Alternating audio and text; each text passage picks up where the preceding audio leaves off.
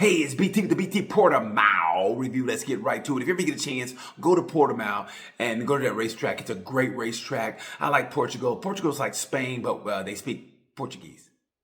Okay, that was stupid. But still, if you get a chance, Portugal's great. The track is a beautiful track, great, and it's like the other Cadwell Park. If you've ever been to Cadwell Park, you gotta go. And it's like Cadwell Park, but for MotoGP. I mean, it's beautiful. Anyway, let's get right to it. I'm gonna skim through Moto 3 because season's over. Moto 3. My heartbreak goes to, it has to go to Joel Kelso, almost Joel and Scott Ogden. I know Ogden want to do it for Noah Detweiler, his teammate that was injured in Malaysia. And Joel Kelso was on the, he had pole, but he couldn't do it. He chose the softs, and it's like, damn, wrong choice. Anyway, he raced a great way, but Rider of the race in Moto 3 has to go to Joel Esteban. Who the fuck is this kid? As Conor McGregor would say, who the fuck is this guy? Great race by him, man. He bar banged. I mean, he and Angel Piqueras, and Piqueras like, oh, that's what we doing? And he goes, yeah, that's what we doing. He go, okay, that's what we doing. And he had no problem with that. Great job by Joel Esteban. He even got, not fined, but I think he got a talking to by the stewards or whatever. But anyway, great race by him. Props to Maximo. It's going to go down to see who finishes second in the championship between Piqueras and Maximo Quiles.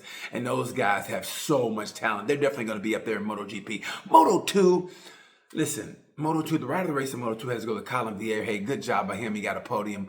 But the heartbreak goes to Manuel Gonzalez. Listen, Diego Marrero, he got it right there. But that's why we race. You never know. We all thought Rossi was going to win against Nicky Hayden in 2006. And look what happened. So you never know. But if Diego wins, it bodes perfect for MotoGP as he's going to MotoGP next season. And you're going to go to Brazil.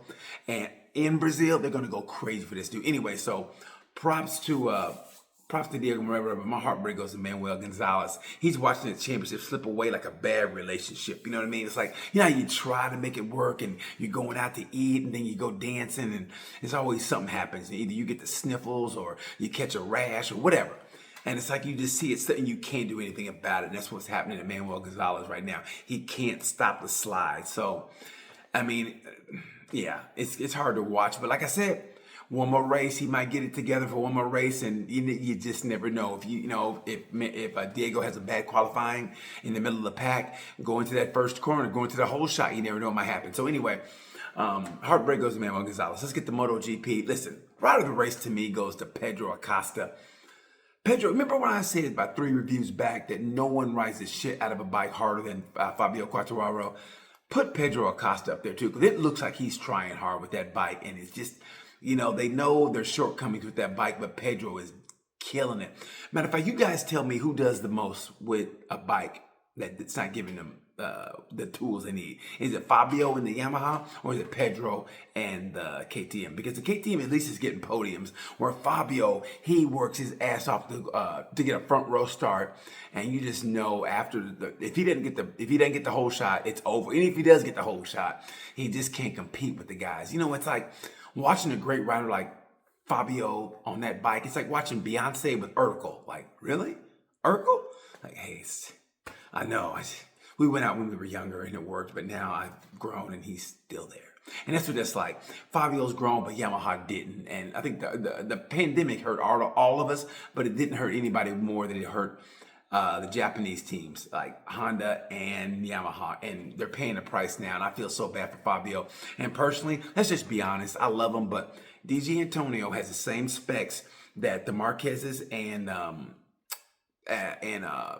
the factory Ducati team and with Pecco, and he just ain't cutting it. I would say, who would you like to see Fabio go to? Personally, I like to see Fabio. I would say Aprilia, but I kind of like to see Pedro Acosta go to Aprilia and put Fabio on the VR46 squad. Oh my God, how great would that be? And then just look, we all know Jorge Martin never really wanted to be with Aprilia. He had that face like, hey, I'm a factory rider. But it wasn't the factory he wanted to be with. It's like the girl it's like Destiny's Child. It's like, okay, I'm going to go out with Kim Rowland, but I really want Beyonce. But hey, I'm going out with Kim Rowland. And that's what that's like, man. It's like, I think Jorge Martin, and it all goes with attitude. His attitude wasn't there in the first place, why he really, really wanted. And that's why I think he's been crashing. And why, granted, it didn't help that Bezzecchi came in like a wrecking ball in Japan. That didn't help either. But at the same time, he's been hurt all year, and it just seemed like he hadn't really put that like he had when he was going for the championship. So I think a change of venue would be great for him. Maybe go to Yamaha. Maybe he can make it sing. Also, what I can't wait for in the offseason or next Tuesday at this time, next Tuesday, see what Top Rack does in testing. And I think it's just going to be great. But anyway, for this race, I'm going to come back to this race. The season's almost over, and you can feel it with the guys who are just tired. It's a long season. Hey, I love Moto. You guys know me. I bleed for MotoGP. You guys are watching. We all do. I'm no different than you guys because you guys are watching me. We all love this sport. But let's just be honest. It's a long season. And sometimes it's like, okay, I'm ready for it to be over. Listen. I love pasta. I had pasta 3 times this week. On the 4th day, I was like, you know what? Some Asian food would be nice. And this is how it is, man. You can only have so much of a good thing before you're looking for something else. So it's been a great season. I think one of the highlights is watching, like I said, watching Pedro come. And his attitude changed also. Nicky Ayo talked to Pedro and changed his attitude. And that's why he's getting all these podiums. And that's why it's hard to watch him not win. But everybody thought it was going to be in Portimao. Watch what he does in Valencia. Valencia is not so much a fast track. They have one long straightaway, but not really that long. I think if Pedro qualifies on the front row, he just might can win in Valencia. And also, Quartararo. Matter of fact, I would love to see Quartararo and Pedro go for the win in Valencia. Have those two fight it out because it's not really a fast track. So it's going to be interesting. I would love to see both of those guys. They both deserve wins, especially Pedro. You tell me who rides the shit out of a bike more, Pedro and that KTM or Fabio on that Yamaha. So I'm trying to think of other storylines. You guys tell me what I'm missing because you guys do a great job of telling me what I missed. Props to Mir, but it was a technical issue. Props to him. Gura was a candidate for Rider of the Race. He finished 7th. You wouldn't know it because Gura's really quiet. Who else is there? Nicolo Bulaga. I said 7th, but he still got 1 more point more than his teammate did in the big race. I mean, I know Pecco was pushing, but still, he got a point. So, and I love Bulaga, I really do. I hope he does well in Valencia. But I don't know. There's a reason he went to WSBK. I know that sounds like a shitty thing to say, but let's just be honest. It is.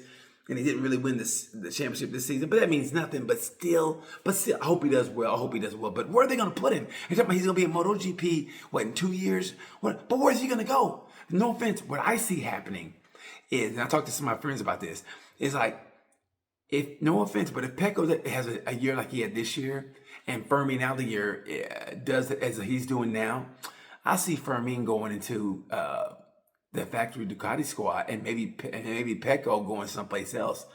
Who knows? Who knows how it's going to work out? But I mean, maybe Pecco goes to Yamaha. I mean, Rossi, as far as I know, he's still the spokesperson for him.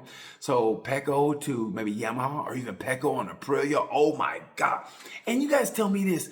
I think Bez, I think has an imposter syndrome. I feel that way. I feel like he could go for the championship next year, but I wonder if he's thinking that way. I mean, because Bez he's having a great season. He's going to finish 3rd in the championship, and Costa just might finish 4th. So it remains to be seen. But I think Bezzecchi has a little bit of an imposter syndrome, where maybe he doesn't think he's that good to go for a championship. So you guys tell me what you think on that. Anyway, that's my thought on this whole thing, man. I think it's been, like I said, a long season. I had to get this in. It's about 4 in the morning, so I'm about to go to bed here. But thank you guys for watching. Tell me what I missed. Tell me what you liked, and what you think of the race. I give the whole racing weekend a B, and I'm being generous. I thought Moto 3 was great until like the last maybe 3 laps, and props to Maximo Quiles. So when Moto 2 was okay, and then MotoGP was just okay. You know, it was a runaway. You know, it wasn't a race I thought it was going to be like the sprint. The sprint stole the show for the weekend. The sprint gave it the B for the entire weekend. If it wasn't for the sprint was like the races, it would have been a B minus, maybe C plus for the weekend. But anyway, great sprint. Pedro Costa stole the show, and so did Fabio. So guys, tell me tell me your thoughts on it. Anyway, thanks a lot for listening, and you know the word. Bye.